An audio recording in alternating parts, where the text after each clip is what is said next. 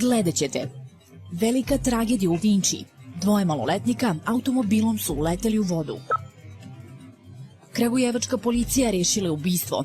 Ekipa naše emisije prisustvovala je napetoj akciji hapšenja ubica.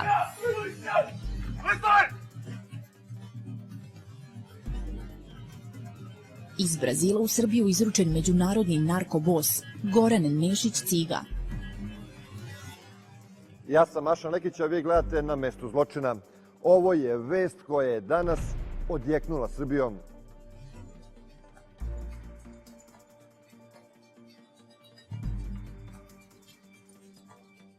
Strašna tragedija u beogradskom naselju Vinča dogodila se noćas oko 23 sata.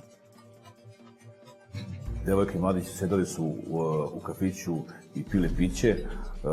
Posle toga su izašli napolje kako bi prošetali kejl. Nakon 10 minuta oni su se vratili do automobila i ušli u vozilo.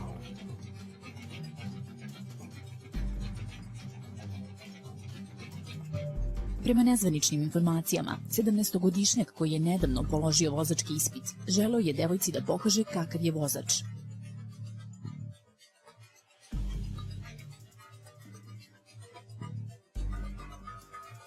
U jednom trenutku ona je prešla na vozačevo sedište i uz instrukcije mladića startovala je motor automobila.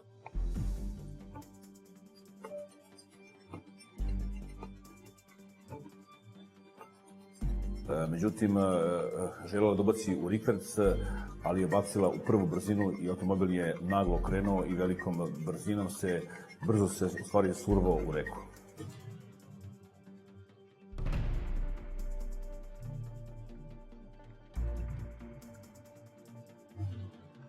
Devojka je tada uspela da otvori vrata i da se uz pomoć jednog prolaznika izvuče iz vode, dok je mladić ostao u automobilu.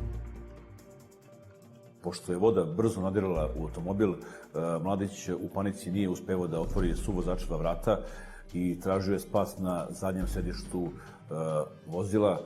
Međutim, za samo minut i po voda je napunila automobil i on je potpuno potonuo u reku. Ekipa hitne pomoći i policije ubrzo je stigla, ali su mogli samo bespomoćno da gledaju u vodu koja je gutala automobil. Okupio se veliki broj ljudi koji su pokušavali da iz vode izvuku 17-godišnjaka, međutim oni nisu uspevali da polome staklo na kolima. Tek kad su došli ronioci, oni su uspeli da dođu do vozila da razbiju stakla, nažalost bilo je kasno. Samo 15 minuta pre tragedije dvoje mladih napravilo je poslednji selfie. Na mestu tragedije i večera se okupljaju mladi iz Vinče i okolnih mesta, pale sveće i ostavljaju cveće. Kriminalistički istražitelji iz Kragujevca punih 15 dana radili su na istraživanju jednog misterioznog, jezivog zločina. Ovo je segment emisije U akciji sa. Na mestu zločina sa Mašanom.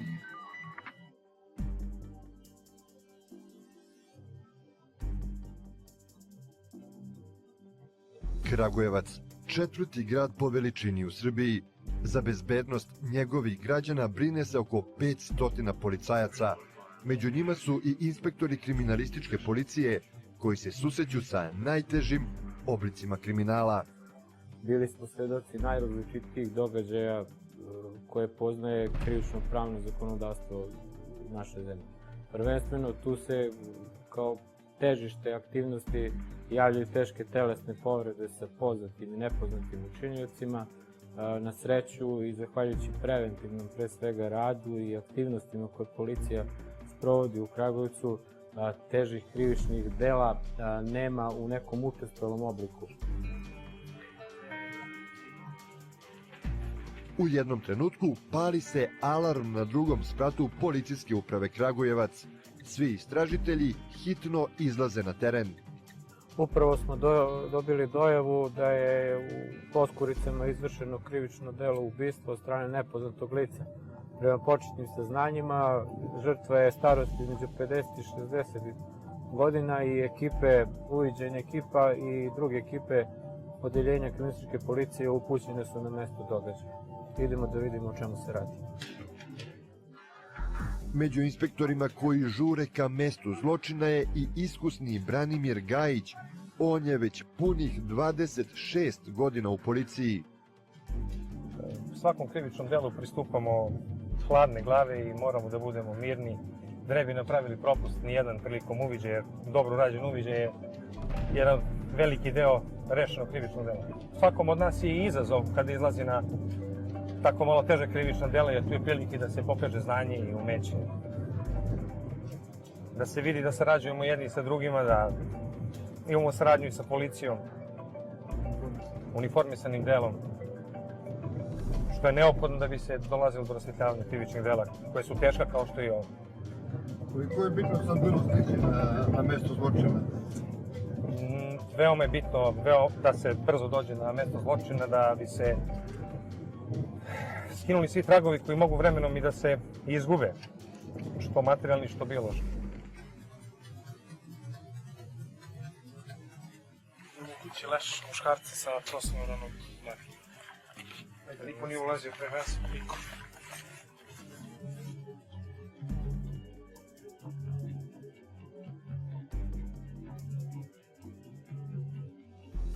Uviđaj smo upravo završili. Pronađeno je beživotno telo starijeg muškarca sa ranom u potiljačnom delu glave. Rana je načinjena od metka. Je li u pitanju razbojništvo? Pa, koliko smo ustanovili za sada da je nestao neki novac u iznosu od 1000 dinara i neke kreditne kartice, jedan mobilni telefon koji nema neku vrednost. Na licu mesta smo pronašli jednu čauru koju ćemo da pošaljemo na veštačenje. Mislimo da će da nam se poklopi sa nekim predmetima koje smo pronašli u prethodnom krivičnom delu razbojništva. Tu je bilo nekoliko razbojništva u ovom kraju ranije, tako? Bilo je jedno pre par dana i jedna teška krađa koju moguće da uvežemo sa ovim krivičnim delom ubistva. Šta je tada nestalo? Tada je nestalo, u krađi je nestala puška, jedna lovačka, od koje je napravljen kratež, koji je kasnije korišćen u razbojništvu. Prilikom izvršenja tog krivičnog dela razbojništva nestao je i pištolj kalibra koji odgovara ovoj čauri koju smo našli na licu mesta, tako da može da se desi da su isti izvršioci.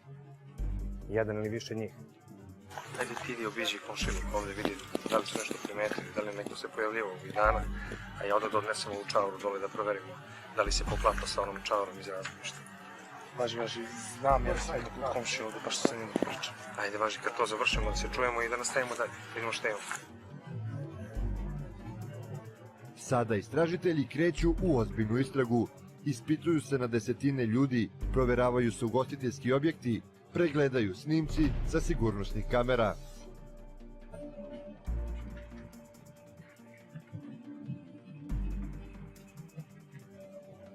Trenutno analiziramo listinge, utvrdili smo da po analizama izvršilac je sa ukradenog telefona pozivao sve kuće koje žive u okolini pokojnog koji je nekoliko dana posle razbojništva ubijen. Sumnjamo da je izvršilac koji je izvršio razbojništvo sa pištoljem koje je tom prilikom otuđio i izvršio i krivično delo ubistva nad pokojnim. Verujem da će taj listing da nam da rezultate, obzirom da je listing telefona koji je ukraden istovremeno kad je razbojništvo izvršeno nad Nikolićem. Potrebno je da se nastavi analiza tog listinga, da se razgovara sa svim ljudima kako bi se utvrdilo ko je to zvao. Poći ćete sada u otvorenim timovima, podelite listinge i svako po svom listingu nek obavi svoj deo posla, a onda se svi izveštajem vidimo kasnije.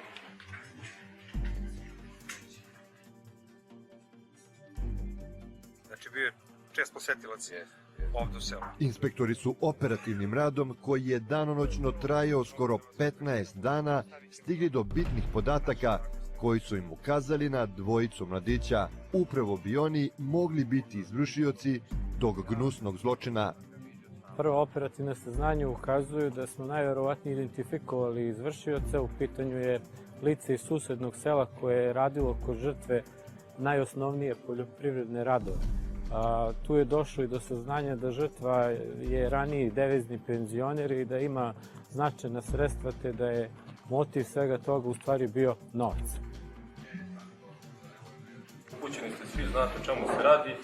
Kratko ću vam samo objasniti kako ćemo izvršiti hapšenje.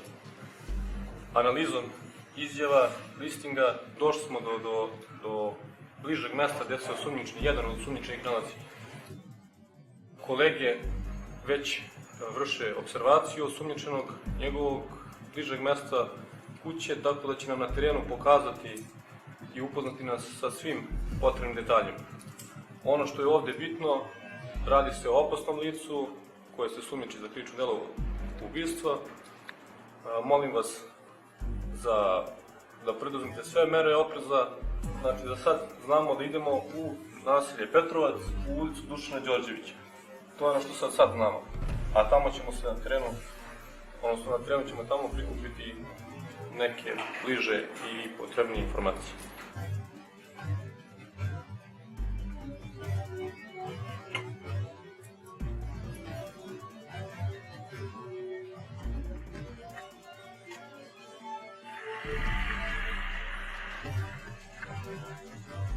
Došli smo do tačne lokacije gde se osumnjičeni nalazi. Nalazi se u ovoj ulici, 5. kuća sa desne strane. Kolege su izvršile observaciju i sigurne su da je osumnjičeni u kući. Najvjerojatnije u prizemnom delu. Ući ćemo tako što ćete vas dvojica u uniformi otići sa spornih strane iza kuće, a mi ćemo ući u prizemni deo. Mi ćemo ići odmah desno, a vi ćete ići pravo. To je nešto što znamo o rasporedu soba, efikasno, brzo, da bismo sprečili eventualne štetne posljedice i za njega i za sebe.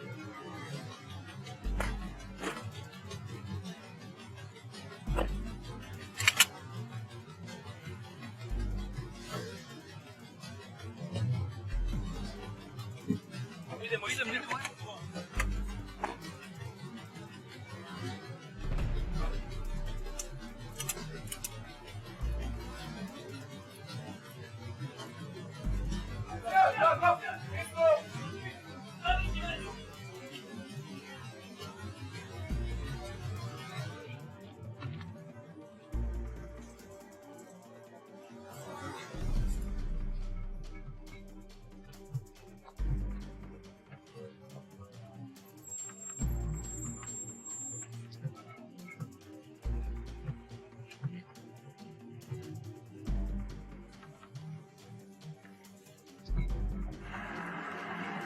Lice se kreće.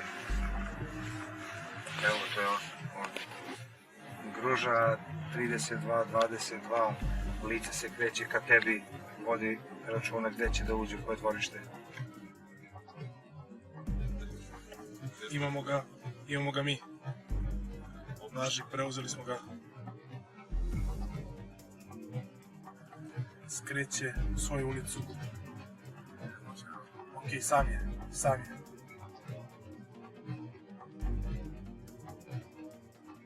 A kako ovako kada se noćima radi? Pa vidite da jednostavno radno vreme kod nas ne postoji. Radi se dok se posao ne završi. To je dok se ne izvrši, da se ne pronaći. Mi smo na dobrom putu večeras da završimo ovaj naš posao koji smo započeli danas i nadamo se da ćemo uspešno da ga privedemo kraju. Policija sada kreće u akciju hapšenja glavno osumnjičenog. Izašli iz kuće, vidi ga!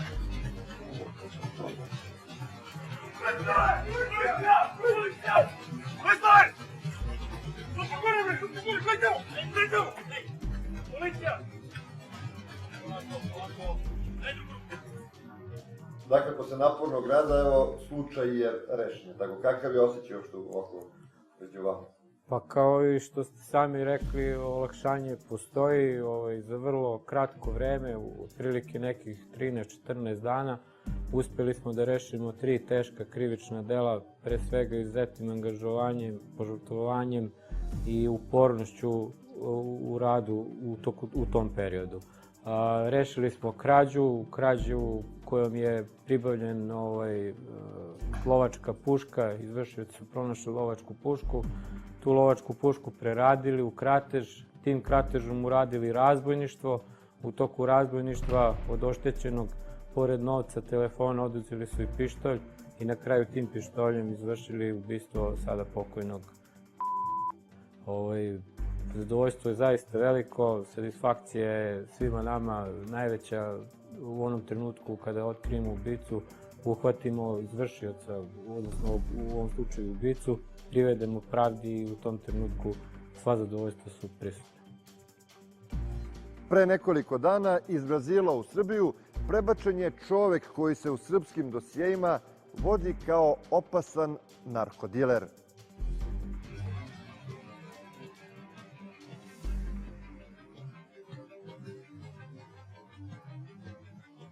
U požarevački zatvor Zabela ove nedelje stigo je jedan od najvećih narkobosova Srbije, 47-godišnji Goran N., zvani Ciga. Prebačen je iz Brazila pod jakim merama obezbeđenja i u najstrožoj tajnosti. Čim je stigao u zatvor Zabela, smešten je u samicu i prvo što je obavljeno je lekarski pregled. Potreba policije je bila i jedne i druge da to bude bez velike pompe. Sve u svemu, taj, kako god da se zove, je visoki rang u hijerarhiji transporta kokaina iz Južne Amerike u Evropu i ja bih rekao vojnim rečnikom negde na nivou generala poručnika ili lajtnanta, tako god, jer su maršali već tamo s druge strane.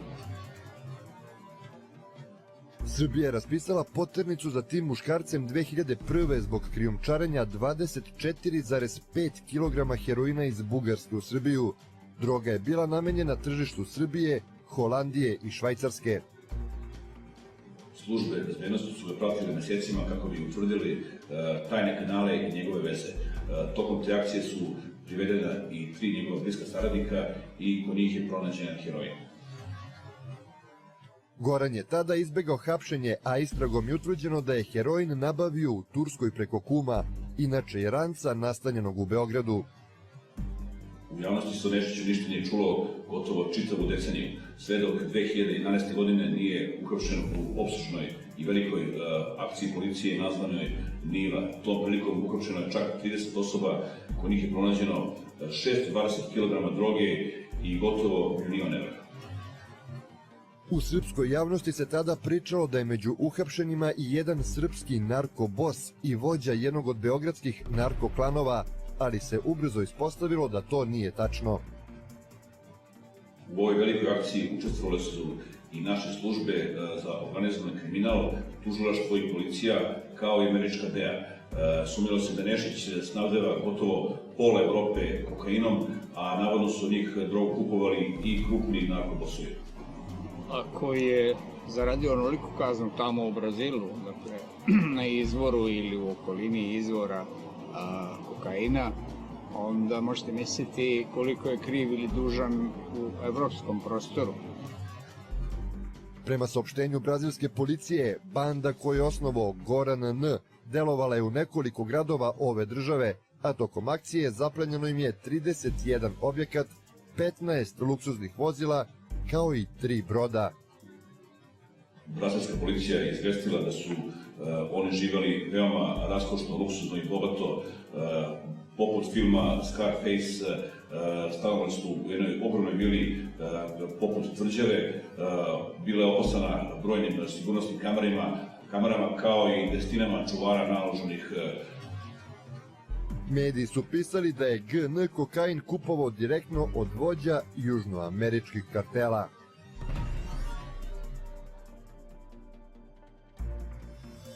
Gledat ćete. Devojka iz Trstenika pronađena mrtva u Novom Pazaru. Italijanska policija traga za 3 ljudi iz Srbije zbog ubistva.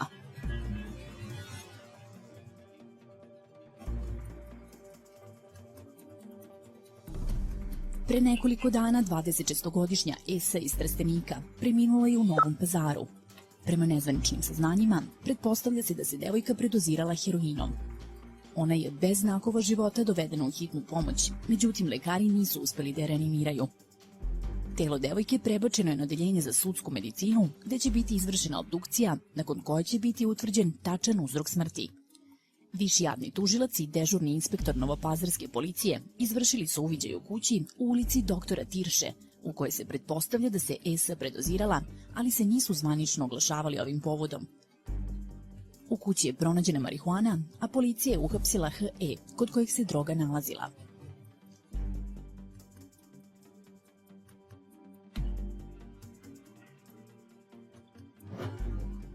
Tridesetdvogodišnji VM poginuo je u utorak u teškoj saobraćajnoj nesreći kada je automobilom udario autobus pun putnika.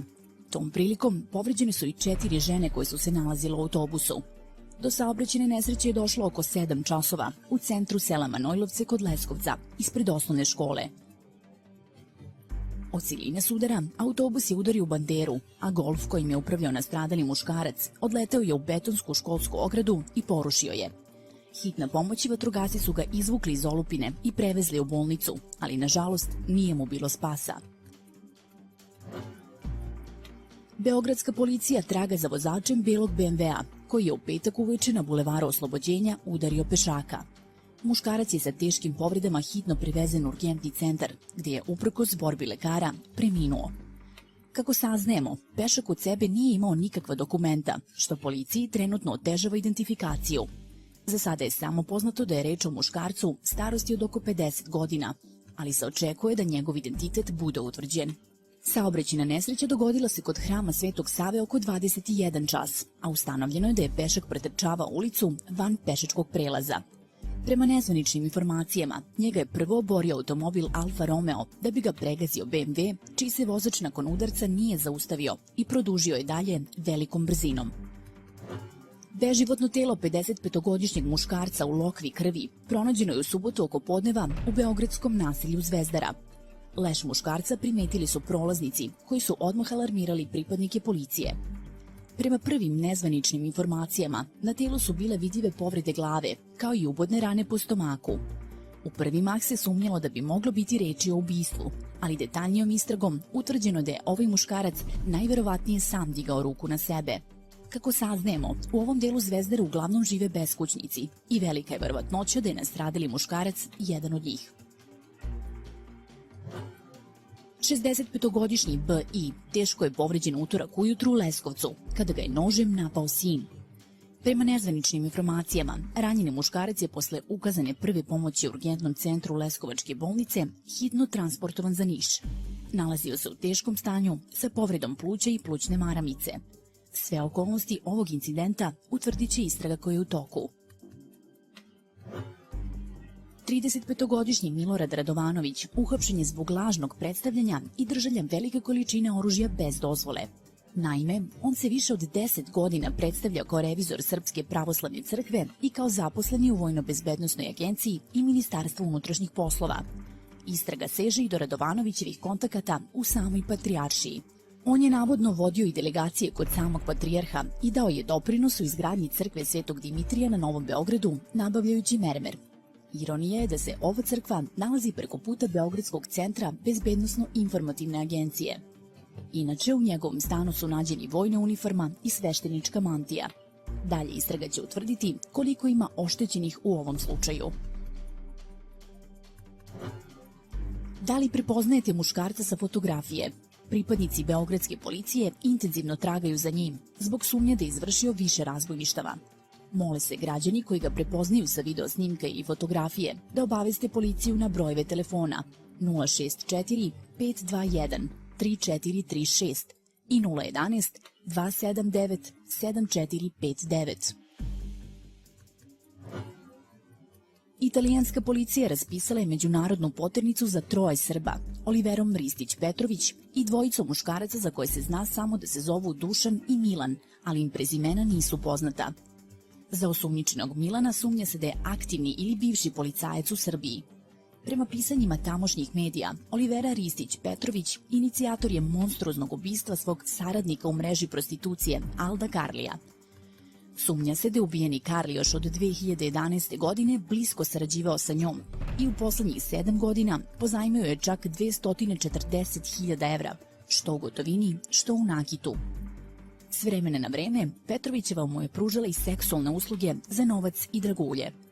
Ubijeni Karli bio je umešan u mrežu prostitucije i prodaje dragulja na crnom tržištu.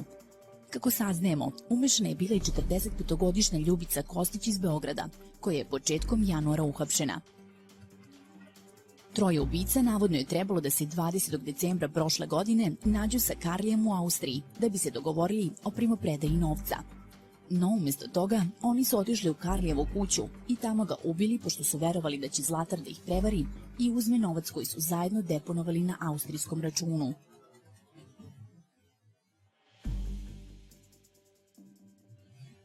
I sljedećeg četvrtka emisija Na mestu zločina. Ostanite uz Prvu televiziju.